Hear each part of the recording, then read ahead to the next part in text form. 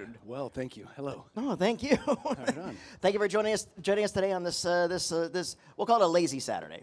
Yes. So it's way too, but Feeling that. But lazy is good, especially Yeah. the past few weeks. Been a little crazy, haven't we? So Right. how are you doing? I'm well, thank you. Oh, Yeah. thank you so much. Pleased to be here. Thank you. Thank you so much for joining us here today. I know this is you've been talking about this wonderfully wacky movie for a very long time, all that fun stuff.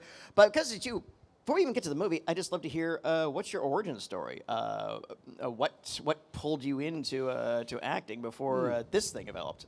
Right. Thank you. Yeah. So I didn't grow up wanting to be an actor. I was actually more of in my household. We grew up and we all participated in sports. But my Hollywood career got started when I was in Palm Springs. That's in California. It's a desert town that we go to on spring break when in college. And I was there with my girlfriend then, who's now my wife of 35 years. And we were there having, yes, thank you. Yes, thank you. And we were both there celebrating kind of a spring break.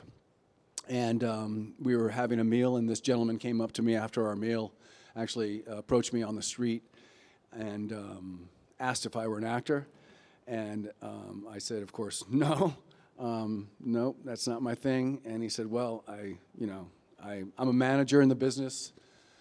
I was watching you this evening, which when he said that, I went, all right, that's strange. So I was watching you. I was watching you. So I said, I kind of said, well, what does that mean? And he says, well, I was watching how you interacted with your girlfriend, the waiter staff, and when you paid your bill, and I just see that when you speak to people, you look them in the eye, and you hear them, and you engage. And he says, when I see that in a person, I see that can be transferred to film, to the screen. He says, and it's something that I don't see all the time. He said, but I could represent you. And anyway, long story short, he gave me a business card, which I went to the hotel room and flipped it across the room, thought that was silly.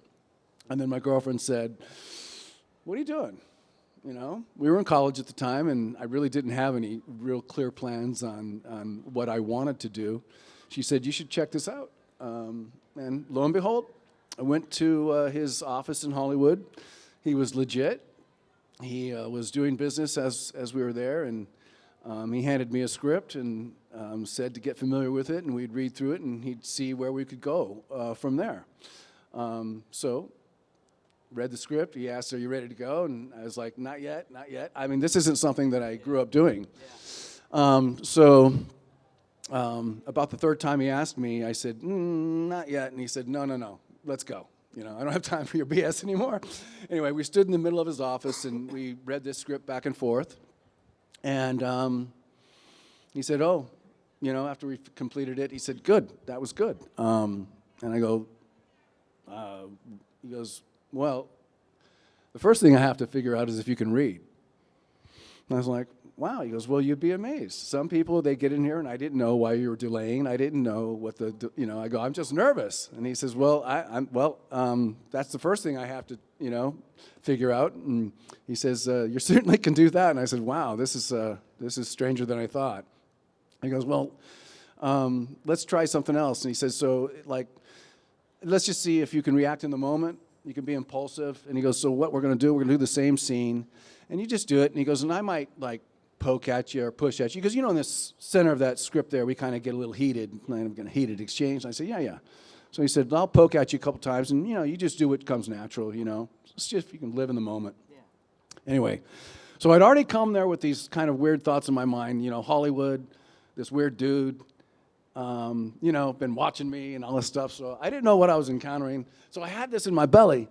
And so when he poked at me a couple times, it was about the third time he reached up to poke me that I grabbed him by his shirt collar, right in his chest, and pushed him about 3 feet across the room up against the wall. I didn't know. And he freaked out. He's like, okay. And he said, you could do this. And that's my history on Hollywood. I was brought into it very quickly, And the next thing you know, he fictitiously put together a resume and got some headshots for me. And in about 2 years, I was doing Silent Night, Deadly Night. Well, that's so fascinating because basically you got the lucky end of what a lot of people will go around and do the Hollywood shuffle, just begging for somebody, an agent, manager, somebody represent them. I mean, you got discovered, which is the dream of a lot of people, just to get that far into it. Right. And by happenstance, so that is really remarkable and really kind of wonderful. That's cool. Yeah, it's not something I wanted to do, but boy, am I glad that I did look into that. Because it wasn't even Silent Night, Deadly Night, but you know, as I got into the game, so to speak, you know, I got to study with some really fantastic instructors, like world-renowned, you know, and so something that I could never foresee, but it changed my life in so many wonderful ways, Hollywood. And I only hung around Hollywood for about 10 years, and then you know, as I mentioned, my wife now of 35 years, we at that point were beginning to start a family, and for me, Hollywood wasn't something that I wanted to continue to pursue. It was just the kids and the family was more important, and so that's I basically disappeared from the scene, and I've been kind of elsewhere for about 30 years. You you just popped back. You just did something recently. Yes. Yeah, we'll talk. We'll talk about it. We'll plug that at the end. Cool. Yeah, we'll talk. Yeah, well, I always say let's talk about the big thing too. So let's go ahead and talk about that Christmas movie. Okay, how did that casting come about? The casting came about just as all casting sessions in Hollywood. You know, you get a call from your agent, and you say you've got an appointment at noontime over at this address with this casting director. And then I got to the spot, and there was a long line of folks that kind of looked like me, as it happens in Hollywood, and they were all reading for the same role. And I just basically, you know, went in and did my thing. And the trick that I found for myself was that Stanzi Stokes was the casting director. She said, look, you know, please just come in and do this as if it were you. She says, what we're getting is a lot of individuals coming in here, and they know that the character is a killer, and they're playing this in a very menacing kind of trying to be scary. She said, and we'd prefer it if you just do it as if it was you, you know. So somehow I was able to do that, apparently, and I got cast in the film, and again, I was very green to the industry. I didn't have a lot of tools in my bag to work from as an actor. So I was pretty blown away that I got the role, and then, yeah, that's how it happened. Just a standard casting director. Yeah. Read for the producers after that, and I hit it again. I miss pre-COVID auditions. I miss my audition buddies, the same guys in Central Florida, short, funny guys. Yeah, it's like, oh, they're obviously looking for a type when you see that when you go on in. When you got the script, what was your reaction?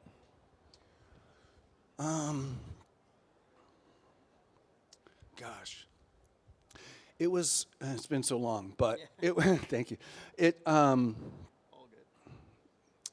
was one that because I was so new to Hollywood, to the whole business, to the art, that I just saw it as like I didn't see the story. Like sometimes, you know, you'll read a book or and you get the moments in it, but you don't see the full story. And being so new to that, I really didn't see the full impact of the story. I'll be honest with you. I was just trying so hard to learn my part, my roles, and trying to make sense of that I really didn't see the full picture. So to see it when it was all done was, I mean, I knew in the midst of it that it was going to be pretty hardcore for the time. But it was never anything that I went like, well, this might not be good. I never thought that. Well, it was so interesting because at the time, it was just kind of on the tail end of that first wave of the slasher genre as we know it today. So like the Halloweens, and there'd already been sequels, and the franchise had been established, and there had been horror movies centered around Christmas before, but no one up until then had taken the slasher formula and really put it into Christmas. And I think some people were afraid of doing that, and then some people were just like, damn the Torpedoes, let's just go ahead and do it. Right. And we'll get to us later. A great cast, by the way. Yeah. Really fun of it too. Quigley, of course, she was just starting on out, and cute as a button, as always was. One of my favorite character actors, Britt Leach. Yes. Absolutely, just was stellar in everything he did. What was that experience with him? Oh, wonderful. He was a really fine actor. As you could, I mean, if you've seen him in his stuff, he's always just on point. He was just one of those guys that, again, one of those faces that you see. Oh yeah, that guy who was in that and that and this and that and that. Yeah. Yeah, Britt, and gosh, man, he was just a real student of the art, and he studied in town with a renowned teacher, and he shared him with me, and he knew that I was just getting into it, so he was helpful in our scenes, like to kind of just be kind, the give and take. He was a really kind man, funny. I mean, if you've watched the film, of course, the drunk scenes where let's get shit faced. He was so funny. It was a real pleasure working with him. Yeah.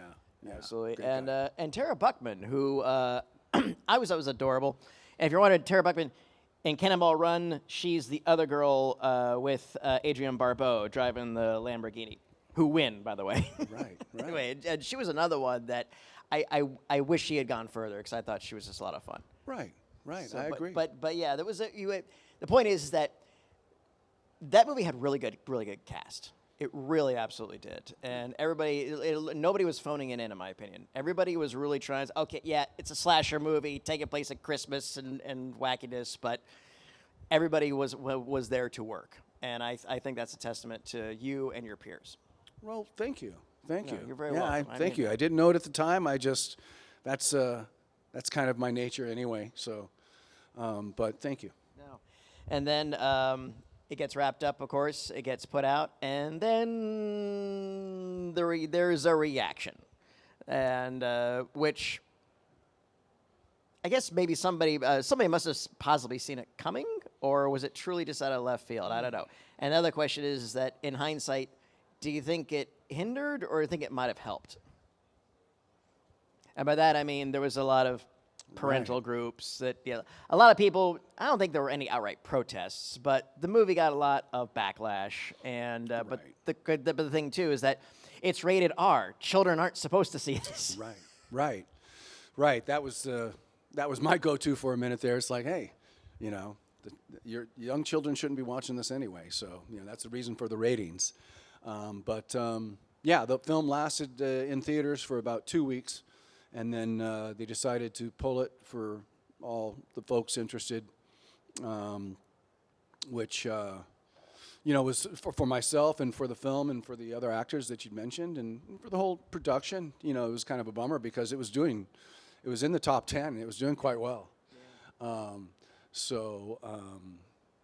But good or bad, the fact that I'm sitting here now 40 years later, I guess it turned out all right, As I understand, I think it really cleaned up on VHS.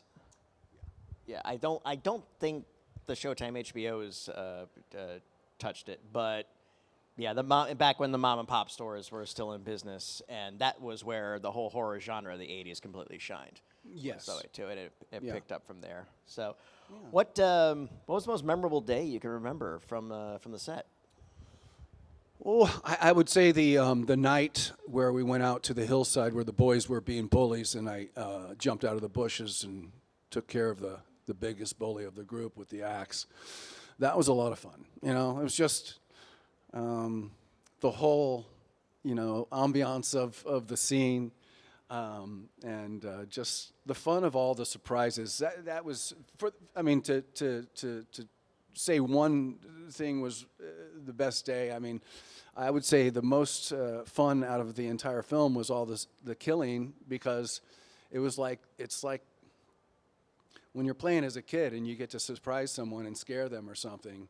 It was very reminiscent of that, and so that was always fun.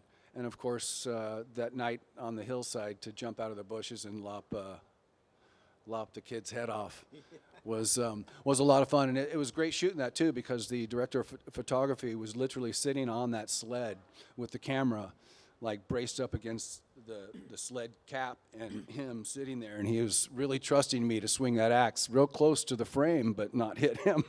So that was a test, and it was a lot of fun. And when the headless corpse keeps sliding down on the sled, Yeah. there's a big technical challenge that the people don't notice, because the stump is still spurting. And even to this day, it's like, wow, okay, you can do this, but to have it going down a sled and pumping down, that's a little tricky. So Yeah. there's some inventiveness to the film. It's not just the standard, okay, it's going to take that weapon and kill that. No, there's fun stuff going on. Absolutely. What's been the best thing to come out of all this? The best thing is that I found that there's fans out there that are still finding this film and really enjoy it, because for probably maybe 25, 30 years, when it got pulled from the theaters, and I left Hollywood, 6, 7 years after that. And I didn't really hear about it during the time that I stayed in Hollywood. So, like, I kind of put it in the back of my mind when they pulled it from the theaters. And so for 30 years, I'd been running this tape that it was not worth all of our effort. And so it was kind of like, you know, how we run bad tapes on things that we've experienced in our lives or done. And so I was running a bad tape until I went to the 30-year anniversary at the Egyptian Theater. I was invited, and I realized for the first time the house was full, and everybody saw the humor in the story. And just overall, they really loved the film. And so it was at that moment that I was blown away. And then I come to cons now and get to meet you folks and see how you enjoy this every Christmas. And so that's the best thing that's come out of it, is to see that people do enjoy this film. Do we like it? Okay. They're nodding their heads. Okay, usually. All right. Thank you for that. So cool. Well, thank you so much for indulging my capricious curiosity. Does anybody have any questions? Like I said, I'll just raise a hand, and I gotta come out there because I can't see the lights in my eyes. Anybody got something? Anything at all? No, that's not a wig. It's over in a hat. Like, you look like you want to ask something, but you're not quite sure what. Well, then, well, is there something you want to know? I can transpose it for you. Ooh.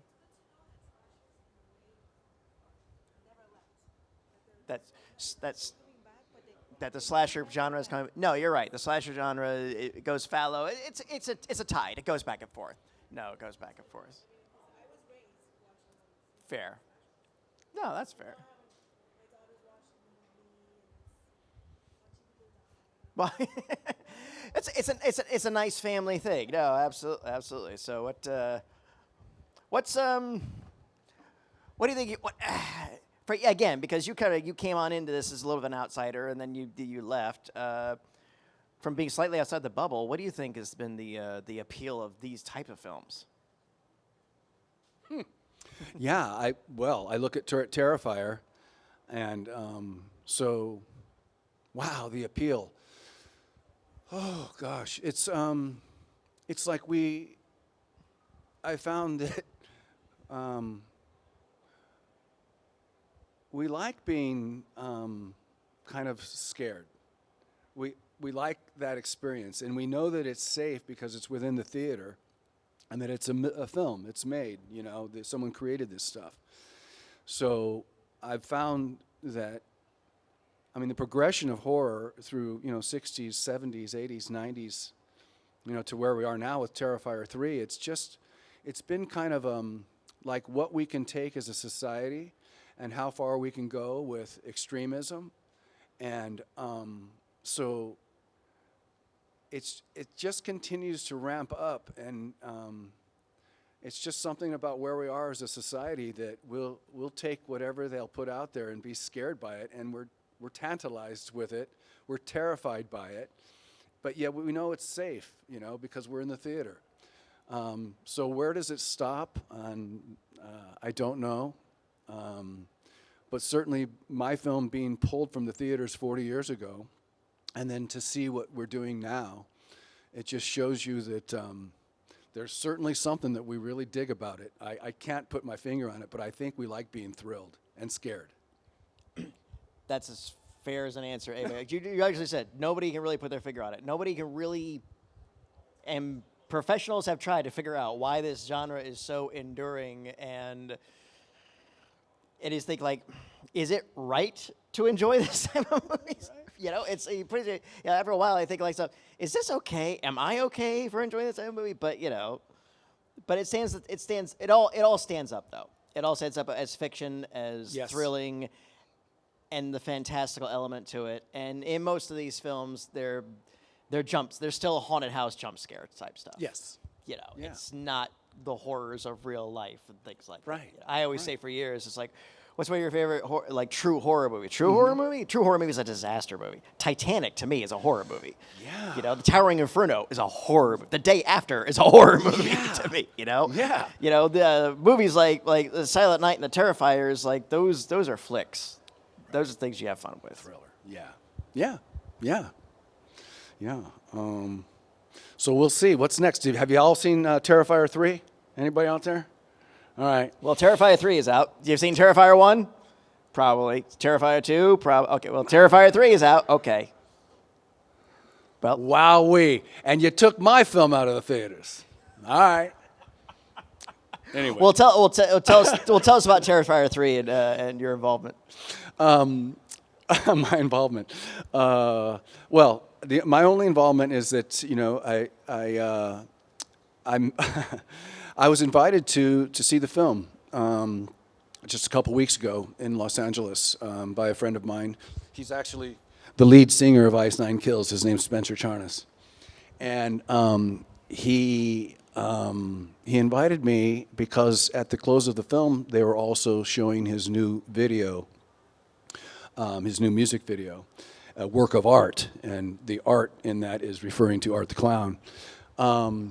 So my experience, and I'm not going to give away any of it, but was that I had not seen Terrifier 1 or 2, and I got invited by my dear friend Spencer, and obviously I want to support Spencer in anything he does, and so I went.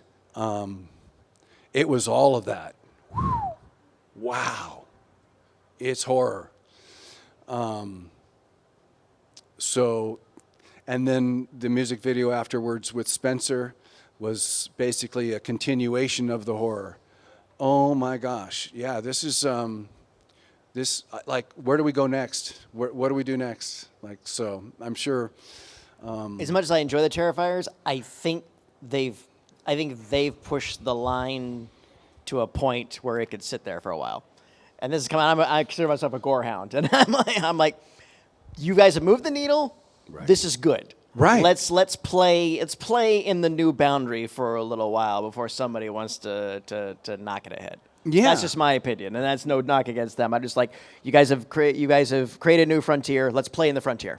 I agree, and I'm not knocking them at all. As a matter of fact, that they looked at what was going on, 60s, 70s, 80s, and the progression of things, and they just jumped in and said, "What are we doing playing around here? Let's take it to the next level." So I'm with you. They took it to the next level.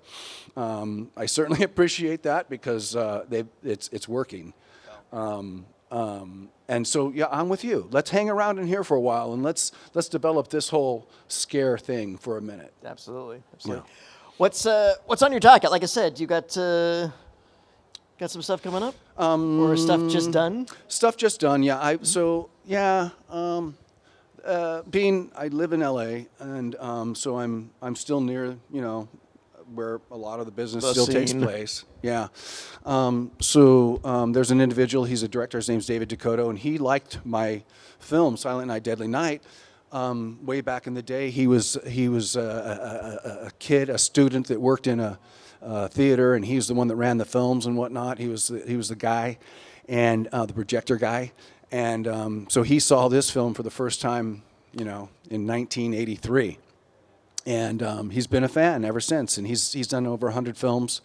Anyway, he saw me that night at the 30-year anniversary at the Egyptian Theater and asked if I would want to do anything else in the future, and I said, yeah, absolutely. I mean, at the time, though, I was still working a very busy job. I worked 60, 70 hours a week. I said, it's going to be hard for me to squeeze it in anywhere.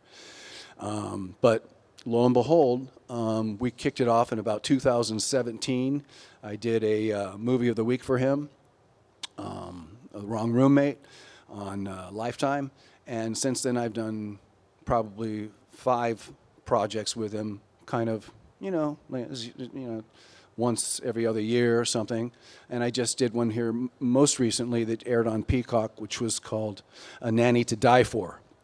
And I had a starring role in that. So, yeah, it's something that it's a wonderful surprise. It's not something that right now, I just recently retired from that profession that I'd mentioned, that I was working 60, 70 hours a weekend. Just recently retired from that, so I'm kind of getting my feet on the ground. I do live in LA, so I do look forward to other projects, and I will kind of start to push into that direction now a little bit more fervently than just standing back and waiting for the phone to ring or get the email or what have you. Well, work is work, and yeah, you've done those things, but you're in the game. You're acting, and I think we'll be very interested in whatever comes on out. Oh. So absolutely, thank you for spending this time with us, and absolutely, great fortune on this new point in your life where you're going back to phase 1. You were in phase 2, and now you're dabbling back into phase 1 again. Yeah. And yeah, thank you. No, right on. Thank you very much. Onward, soldier. Thank you. Please come back and see us.